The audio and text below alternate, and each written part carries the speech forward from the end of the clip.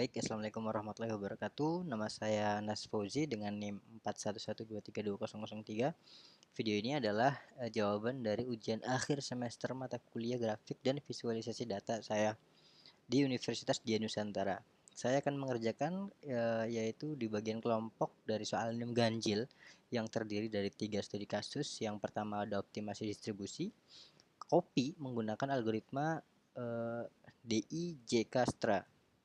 Dan yang kedua, pemodelan graf logistik dengan visualisasi berbasis kapasitas. Yang ketiga, ada analisis pendekatan spasial mitigasi bencana tsunami.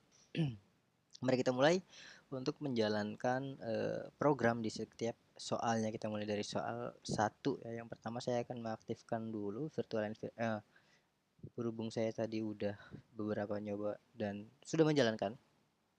Untuk environmentnya kita lanjut ke jalankan Python-nya. Python soal 1. Ini masih jalan, ding. Oke. Python soal 1. Nah, terminalnya yaitu di sini di yang pertama ada graf jaringan distribusi berhasil dibangun dengan 9 node dan 12 edge. Node mencakup gudang A, B, C, D, E, F, G, dan H, yaitu menggunakan algoritma DI-JK-STRA yang ditemukan rute terpendek. Gudang B, D, G, H dengan total jarak 32 km dan perbandingan dengan rute alternatif menunjukkan bahwa rute ini adalah yang paling efisien dibandingkan opsi lain yang mencapai 37 sampai 43 km. Kita masuk ke visual graphnya yang tadi ya. Ini menunjukkan node berwarna light blue merepresentasikan gudang dan kota. Dan edge abu-abu adalah semua jalur distribusi yang tersedia. Dan edge yang merah ini, yang merah tebal adalah rute terpendek yang dipilih. Angka pada edge menunjukkan jarak dalam kilometer. Dan rute merah gudang B, D, G, H jelas terlihat sebagai jalur yang optimal dengan total 32 km. Algoritma DI-JK-STRA ini sangat sesuai untuk kasus ini karena satu, menjamin solusi optimal, selalu menemukan rute dengan bobot minimum. Dan yang kedua, efisien secara komputasi untuk jaringan distribusi skala menengah. Dan yang ketiga, semua bobot jarak bernilai positif sesuai syarat di JK-STRA ini. Dan yang keempat, pendekatan greedy memilih node terdekat setiap iterasinya. Dan yang kelima itu ya jelas fleksibel untuk berbagai jenis bobot, jarak, waktu, dan biaya. Dalam konteks logistik ini, membantu menghemat biaya bahan bakar dan waktu pengiriman. Kita lanjut ke bagian soal 2. Sekarang saya akan menjalankan program dari soal 2 ini yang memodelkan distribusi dari kota A sebagai hub ke 4 kota retail. Kita mulai dengan, bisa langsung kah? Saya belum nyoba. Python soal 2 graph logistik. Oke. Apakah bisa? Oh, ternyata tidak bisa. Oke. Bentar saya copy dulu. Nice. C. Oke. Dari output program ini menunjukkan jaringan distribusi terdiri dari 5 node, kota A, E, dan 6 edge. Yang kedua itu data permintaan stok, yaitu kota A hub yaitu 0 ton dari pusat distribusi gitu. 0 ton ini pusat distribusi. Dan kota B 30 ton, kota C 20 ton, kota D 50 ton yaitu ini tertinggi, dan kota E 45 ton. Dan berikutnya itu rute terpendek dari kota A ke semua kota. Kota A, B 10 km, kota A, C, dan D 20 km, dan kota A, C, D, E yaitu 30 km. Ini rute yang terjauh. Kita balik ke gambar yang tadi. Visualisasi graf menampilkan ukuran node bervariasi berdasarkan kapasitas permintaan stok, yaitu kota D terbesar karena permintaan 50 ton. Node berwarna merah orange dengan edge hitam. Edge merah tebal menunjukkan rute terpendek ke kota E, dan bobot jarak menampilkan pada setiap edge-nya. Legenda di pojok kiri menjelaskan korelasi ukuran node dengan kapasitas permintaan stok.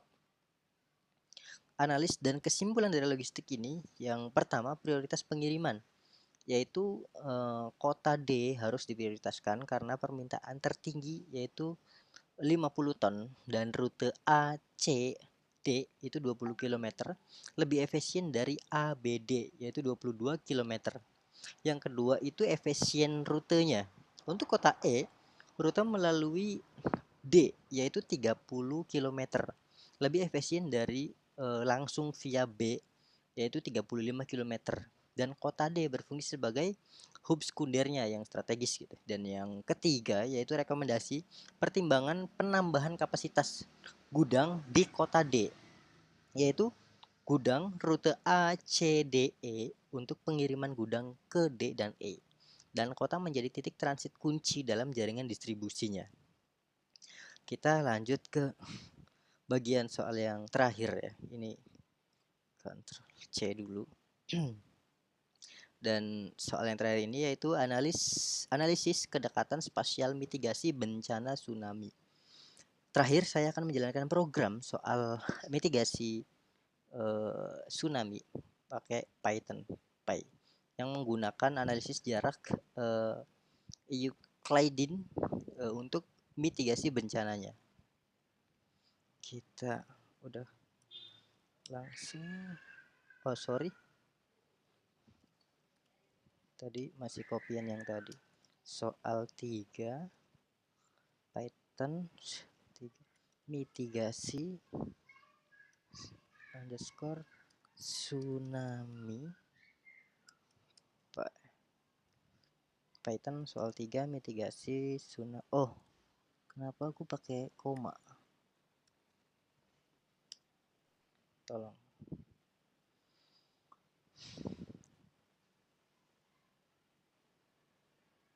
Oke, data posko kita ketutup dikit nggak apa-apa di data poskonya ya. Yang penting ini yang mau saya jelaskan. Di konsol ini, outputnya atau di output ini yaitu data posko evakuasi A koordinat 2,8 dan posko B koordinatnya 8,3. Koordinat A, B. Oh iya.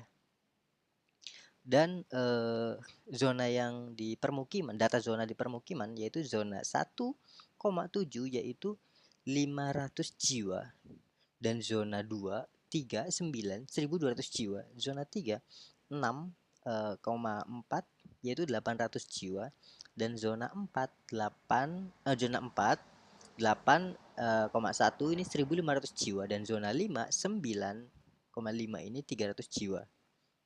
Hasil dari analisis pendekatan yaitu zona 1 dan zona 2 dievakuasi ke posko A, zona 3 dan zona 4 berikut zona 5 dievakuasi ke posko B.